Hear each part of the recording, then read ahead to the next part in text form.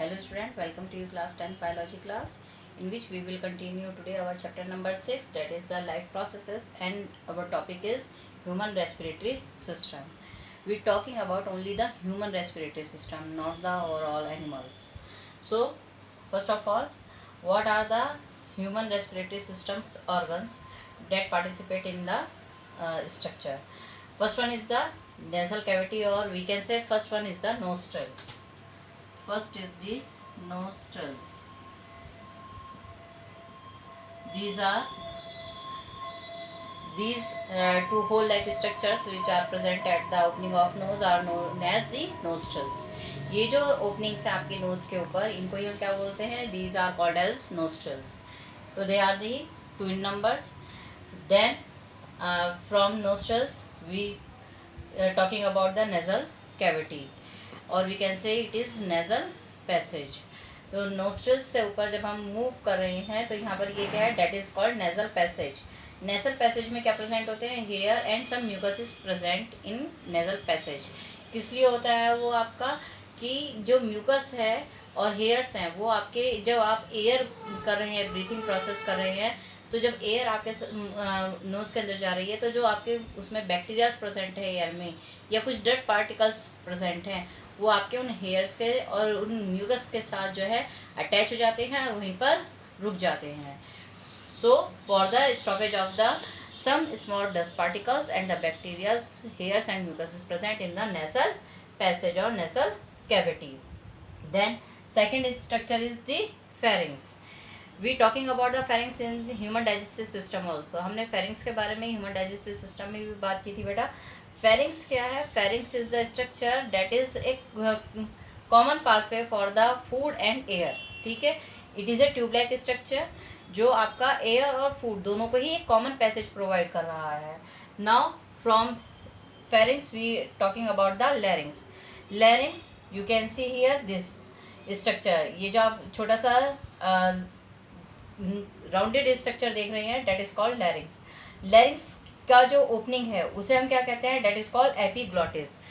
और जो एपिग्लॉटिस से नीचे ये जो छोटा सा स्ट्रक्चर आप देख रहे हैं यहाँ पर, डेट इज कॉल्ड, जो आप इसकी कवरिंग है, डेट इज कॉल्ड एपिग्लॉटिस, और ये जो स्ट्रक्चर है that is called glottis.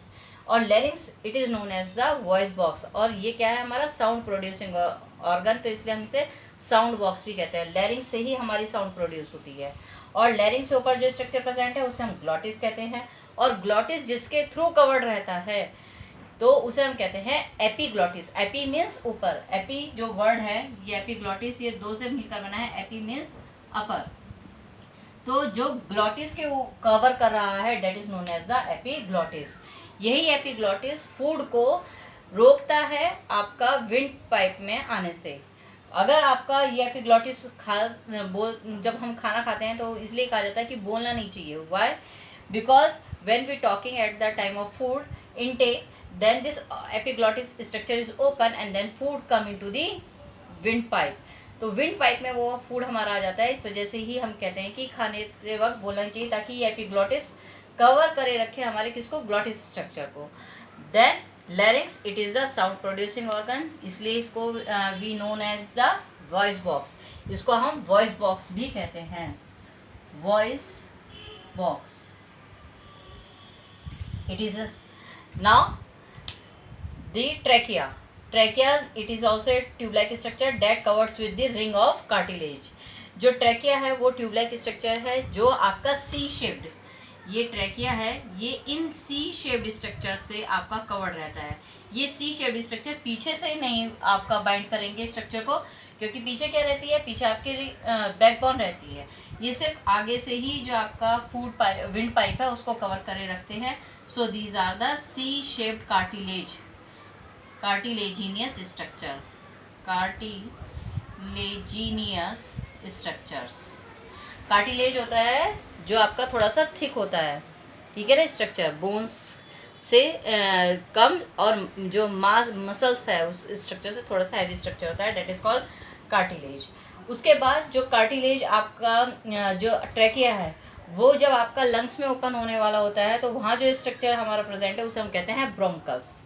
Then after that this bronchus divided into the two bronchioles. Bronchioles में डिवाइड हो जाता है। एंड दिस ब्रोंक्यूल्स, ये स्ट्रक्चर जो है हमारा ट्रेकिया, ये जो हमारा स्ट्रक्चर बना है डेट इज कॉल्ड ब्रोंकस, और this bronchus divided into these two structures that are called bronchioles, और ये these bronchioles further divided into these primary bronchioles and then secondary. These are the primary bronchioles and these are the secondary bronchioles, and then after that some structures are also present. These are called tertiary bronchioles.